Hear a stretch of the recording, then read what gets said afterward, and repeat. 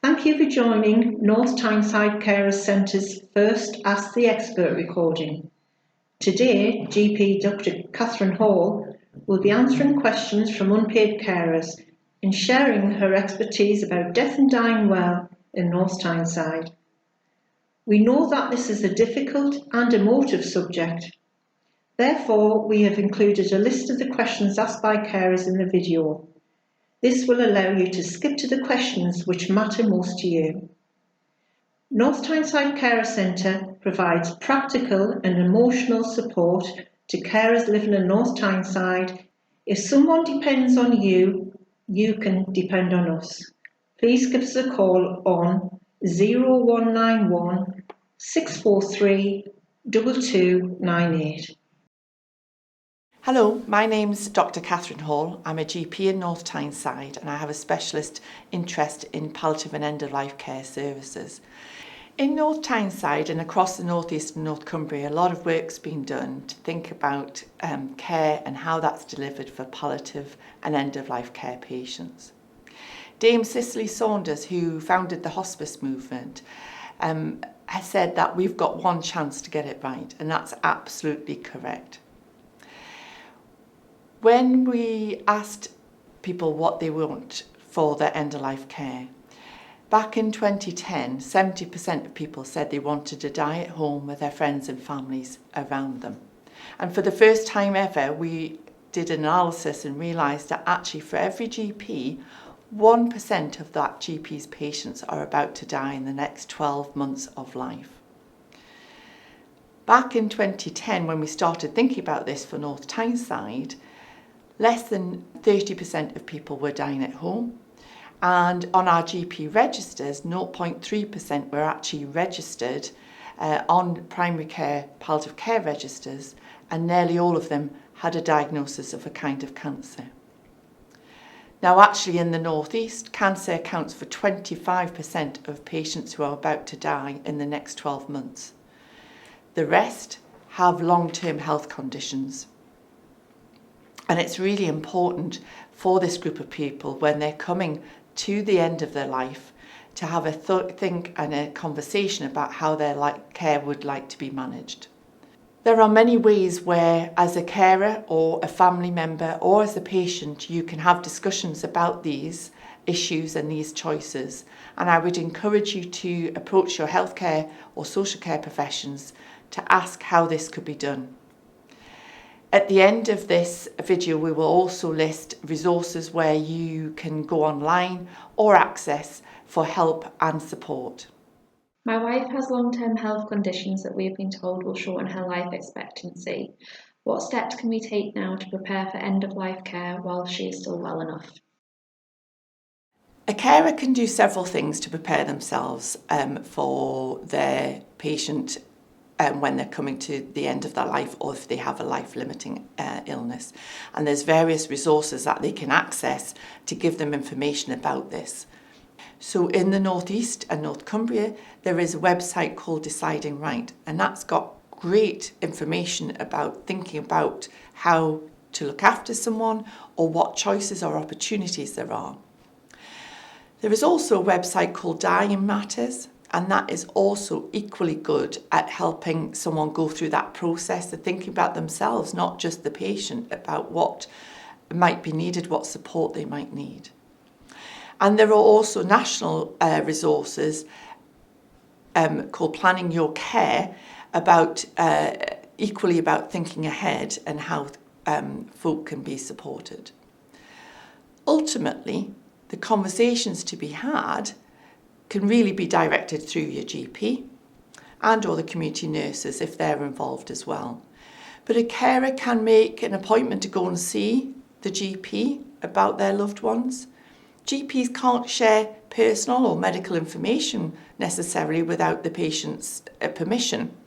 But actually we can guide the carer through things to think about and opportunities they may have to have conversations and to think about actually their own needs as carers. The Carers Centre is another great place where they can access help and support. And we've been working with the Carers Centre to make sure that they're aware of how to signpost patients and their families and their carers when this time of life is there. My husband's just been told he has a terminal illness. What steps can we take to make sure he gets the help he needs? When someone gets a terminal illness diagnosis, it's obviously very scary. And I think that's probably the first reaction. But actually, there's lots of opportunities for support for families and the patients. And the first port of call I would suggest would be your primary care team, your GP, and the team around them. And once you have had a moment to reflect, you have opportunities to discuss what you would like your care to look like and where you'd like your care to be delivered. So, for example, many people choose that actually when the time came and they were actively dying, they would like to be at home with their friends and their family around them. So we can make those choices, those decisions ahead of that moment. And I've found as a GP that actually that is an extremely empowering moment to give the patient, the families and their carers those choices. And planning ahead means that when the time actually comes, it's much less scary because you know what you'd like. Your preferences have been stated, and to the best of our abilities, we can try and meet those preferences. My wife has been offered an advanced care plan. Can you tell me what this is and if it will help my wife during the final stages of her illness? So advanced care planning is a process where we can have discussions about where you'd like your care to be and what that care might look like. And in North Tyneside and indeed the North East and North Cumbria, we have standardised documents and processes where we can base our discussions about what your preferences would be and actually capture them and document them so they can be shared with others that might not know about those choices. So we have 3 documents that we use in this area.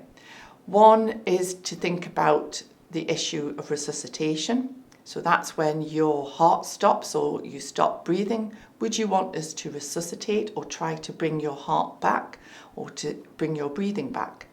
Or actually, do we then make a choice to allow a natural death in that situation where you have a life-limiting condition?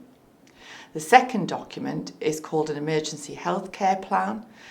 And that captures a conversation between you and your health givers, so whether that's your GP or if you're in a care home, the carers there, including the GP, about if an emergency happened, what would you want to take place?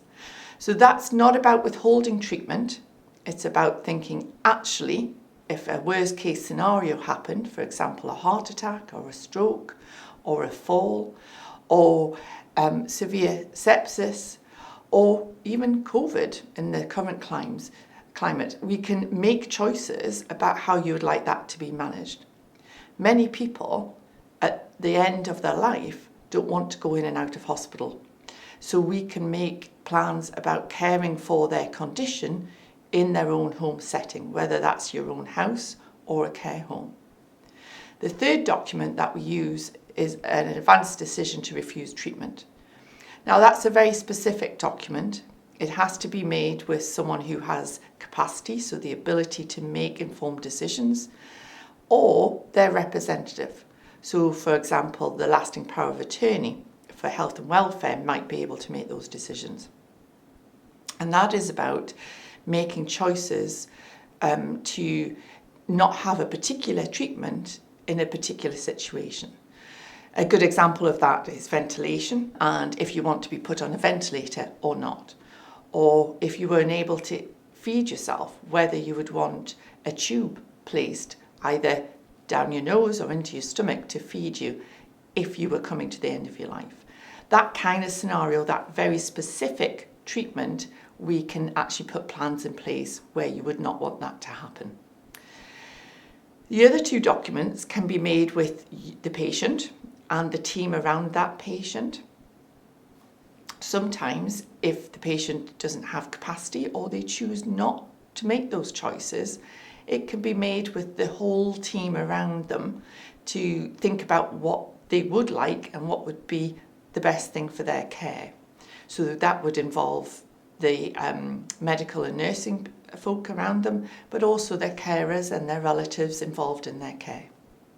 Advanced care planning is something you can ask for, but also something I would like offered to patients and families and carers at the point that they have a life-limiting condition or situation.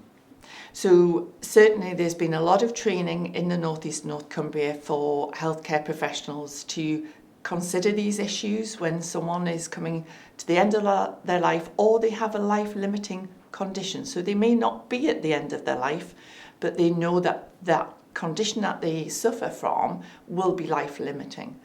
I would like to think they have opportunities to ask the patient and their families. But equally, I would like carers, families, obviously patients, to have knowledge of these options so that they can ask for them when they feel ready as well.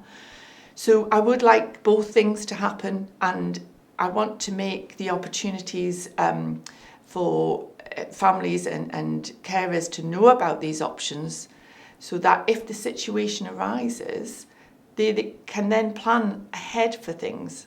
I have experienced families and carers finding that really comforting, actually, and patients as well, to think, actually, not in a time of crisis, not at the point of need, but in a planned, organised way, I can think about what I would like to happen. What is an emergency care plan? An emergency healthcare plan is a document that we can put in place to capture what should happen if a common emergency happens to that person. It's often used in a life-limiting condition, often in a situation where someone has made a choice that they no longer want to go into hospital if they become poorly, and that they want their care to be delivered at home and allow a natural death to happen. This can be discussed with the patient if they have the ability to do so, or discussed with the carers or the family around that person to see what the best thing would be for that patient.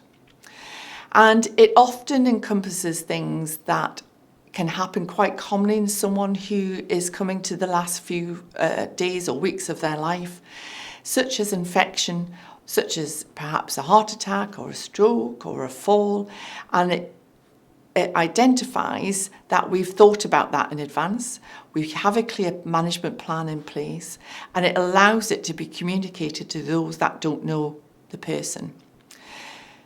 2/3 of care happen out of hours, so they happen when a GP surgery is not open, and other services can get involved, such as the ambulance service or the out-hour doctors or nursing services.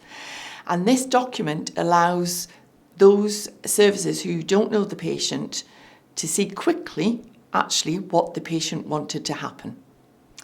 A carer can, or indeed the patient, can get one of these documents put in place by speaking to the health professional involved in their care. So that might be the GP, it might be a community nurse, a specialist nurse, it might be a specialist consultant as well. Certainly, if a carer is unsure about where to go or how to start that process, the GP is a good place to start. My wife wishes to die at home and I want to respect her wishes. What will be expected of me as her carer to help her stay at home? So really what a carer wants to do and is able to do depends a bit on that carer. And the teams around that patient would want to work with them. I've had experience where the carer just wants to sit and be with someone. I've also had experience where actually the carer wants to deliver some personal care. So for example, wash them, feed them. And it really does depend on the needs of the patient first and foremost, but also what the carer would want, because we need to get that experience right for them as well. We have one chance to get a death right. Sometimes we can't manage that, but without a doubt we want to try our best to enable that. Where a carer feels they can't do certain things, we would want to talk to them to see how best we could support them with that particular aspect. Who is responsible for my wife's care now that she has been placed on the Palliative Care Register? Ultimately, the GP is responsible for your wife's care when they're put on the Palliative Care Register. Palliative Care Registers have been shown to be extremely helpful. They allow recognition that someone has a life-limiting condition or situation, but also allow that recognition to be shared across services. So, for example, if they went to A&E, or if an ambulance crew was called, or if other primary and community care services were involved. We know that if you are on a Palliative Care Register, you're more likely to get your preferences of care, so what you would choose to be met. It allows the teams around the GP, so the community district nursing, the specialist nurses, an opportunity to discuss that person's care, both with them, but also as health and social care team. And it allows a recognition to give opportunities to actually ask what they would like to happen. I think people are often frightened by the word palliative. It means that you have a life-limiting condition. It does not mean that we wouldn't treat you or look at symptoms and manage those symptoms with you. It means that we can't cure or take away that condition, but it does mean that we can then work with you and your family to deliver the best care that we can for you and what you'd like to happen. When my brother last went to see his GP, they asked him about signing a DNACPR form. He was a bit confused and did not sign the form. Can you tell us more about the DNACPR form to help him make up his mind? A DNACPR form is a term that you might often hear, and it stands for Do Not Attempt Cardiopulmonary Resuscitation. And what it means is that if your heart stops or you stop breathing, we wouldn't try to resuscitate you or bring you back. And it's used in situations where actually the chances of that being successful are extremely slim, or the outcome, if we did attempt it, would be that the outcome would be very poor for that person involved. Or also where a person who has capacity or the ability to make that decision has chosen for that not to happen.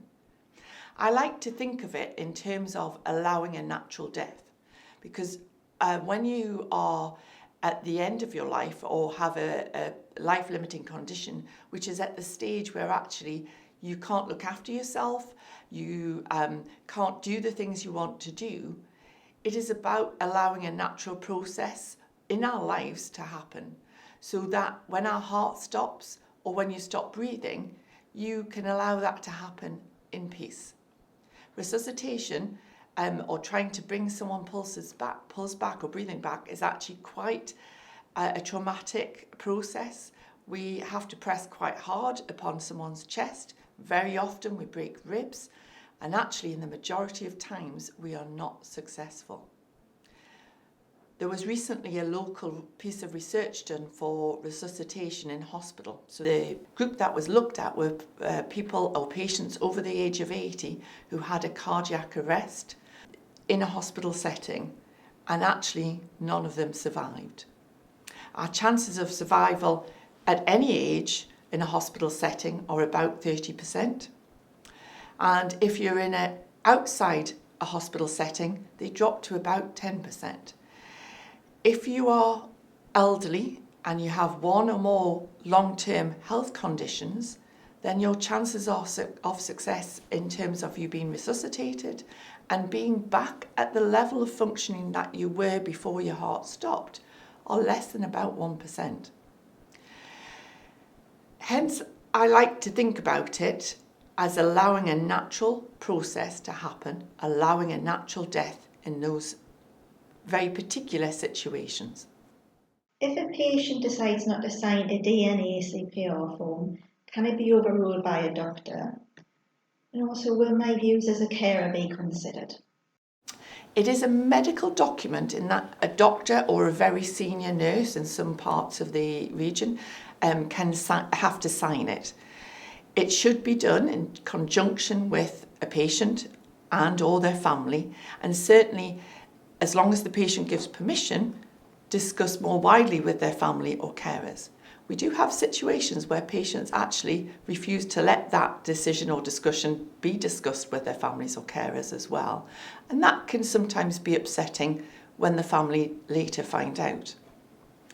Sometimes we don't have opportunities to have a full discussion, and that we had a very strong example of that during COVID, and when patients arrived in a near-death situation and we didn't have time, but a doctor would have to have good reasons and discussions within the team about not resuscitating someone unless there was a clear decision not to.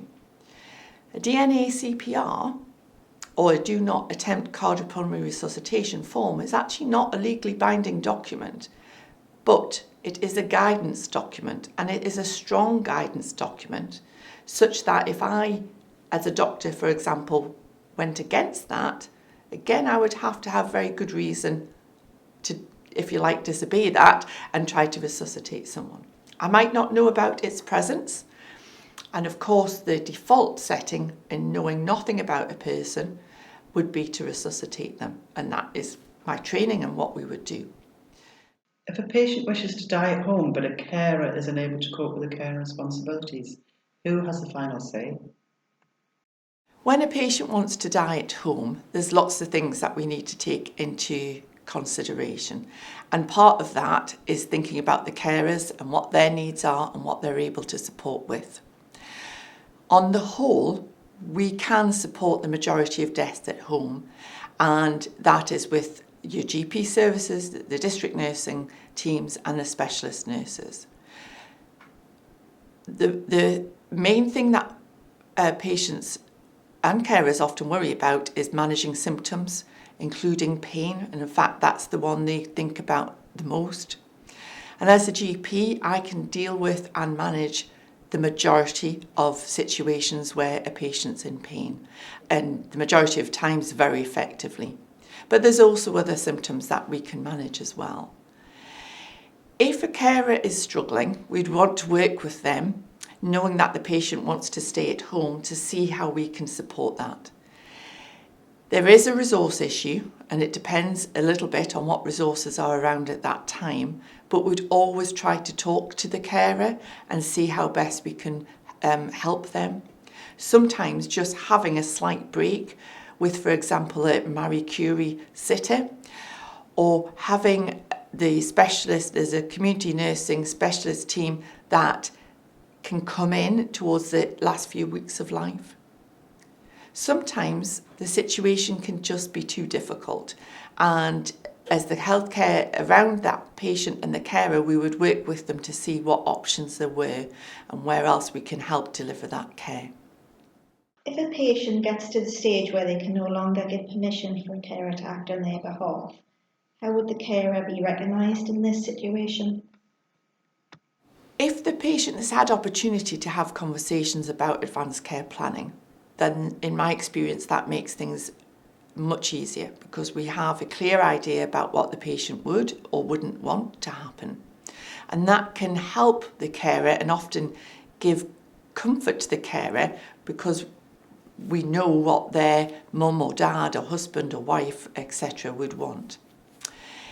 If we don't know what the patient wants and they're unable to give guidance to that or clear indication, then we would absolutely want to talk with the carer to see what they thought the patient would want, and we would talk with them to see what we could help with, how we could deliver that, or even sometimes how we wouldn't be able to deliver that. My husband wants to spend his final days at home. I've been told about a hospice at home service. What is a hospice at home, and who do we speak to about this? So across the North East and North Cumbria, hospice at home has a few appearances, if you like. It can vary very slightly. In North Tyneside, we have a specialist nursing service that can come in to folk at home, and they are supported by our district nursing teams. And in the final couple of weeks, there's also a specialist nursing team that can be involved if necessary. We also have the opportunity to ask Marie Curie sitters to come in overnight, and that can sometimes be very helpful and reassuring for families and carers.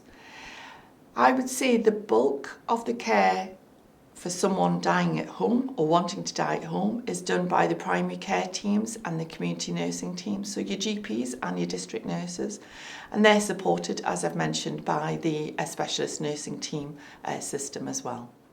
If a patient lives in a care home and is part of the end-of-life care, their needs have increased. Should the patient be moved to a hospice? We're very lucky in the North East and North Cumbria because in all of our care homes, staff have been trained or have access to training about delivering end-of-life care in that care home setting. When someone moves to a care home, it's then their home, and if their choice is to stay there, then we can deliver that care. If it is a nursing home, the nurses can deliver that care supported by the specialist nursing teams in the community. If it is a residential care home, our community nurses, our district nurses will go in and support the carers there to deliver that care. Someone in a care home setting can have the same choices as someone in their own home or house. There are choices to go to a hospice, and in North Tyneside we have a palliative care unit. However, the reality is the accessibility to those limited resources is sometimes difficult. And so in that situation, we would have to discuss that with the patient and or their carers around at the time. But my experience in North Tyneside is that all of the nursing homes and the residential homes that have patients who die have a very good track record of delivering good end-of-life care.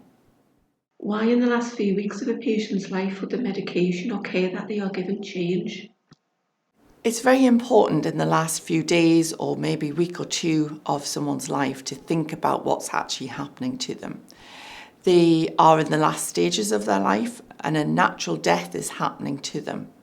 So the majority of times we would stop somebody's normal medication because the medication they've been on for long-term conditions, for example, diabetes or epilepsy, is no longer needed because they're not doing the normal things that they would do, where we use those medications to allow them to do that and also to think about long-term care. So we're now in a situation where actually the most important thing is the comfort of that person. And actually some of those medicines can actually lead to uncomfortable side effects for the dying person. In the last few days or last few weeks of someone's life, we need to think about what that dying person needs. And in the North East, we have a document that allows health and social care colleagues to think about and communicate and discuss that with a person's family and carers. We have a care of the dying patient document, which just captures those conversations. So we think about their medication and actually at various stages in that person's care, at what point we need to stop that medication. Very often in the last week, we would stop just about everything. We would then want to start medicines that we know can help with a person's care and comfort in the last few days of their life. We call this anticipatory medication, and it's medicines for nurses to give to that patient at the point of need that will help with pain, distress, any nausea, any vomiting, sometimes even breathing symptoms as well. And we write this up in advance so that they're there and ready to be given at the point of need. But it's not only medication that we need to think about. We need to think about that person's nutrition and hydration. And in the last few days of our life, our need to drink and to eat virtually disappears. And in fact, in the last day or two, absolutely disappears. So families and carers often, understandably, worry about, should I be giving my loved one something to drink or something to eat? It is important to be guided by the patient, and if they want to eat, they will, and if they don't, they won't. And offer them small amounts or small amounts of fluids. But if they don't take them, please do not worry, because this is entirely normal and part of the dying process. We might have particular things that we need to watch out for, and the health professional would help you with that. But actually, as people come to the last day or so of their life, they start sleeping a lot more, and you might find that they have long periods of the day where they're asleep. And in fact, very towards the end, they might not wake at all. And again, that's part of the normal process. We do believe that they have an awareness, so we encourage families and carers to talk to that person, to hold their hand and to be with them. But actually the normal things that you and I would want, like food, like drink, like being awake and being part of it, the normal thing for a dying person is that actually they don't have that need anymore. After I lost my wife, I was in a desperate situation for some counselling which wasn't on offer. Can this be considered as part of the end-of-life care strategy? Bereavement and after-death care is a very large part of the palliative and end-of-life care strategy, both in North Tyneside and across the whole of the North East and North Cumbria. And is an essential part of our care to the family and carers around that person that's just died. In North Tyneside, we have recently reviewed and renewed bereavement strategy that was co-designed by our patient representatives and primary and secondary care, so hospital services and primary or GP care services. So we have a standard policy that is in place across for adult services, and that involves what we would expect services to do in the event that someone has lost a partner, a husband, a wife, a daughter, a son, a friend. Bereavement is a normal part of life, and there is a normal bereaving process that we as professionals recognise. Sometimes light touch support is needed. Actually, the power of just talking about that bereaved person that they've lost is as powerful as anything.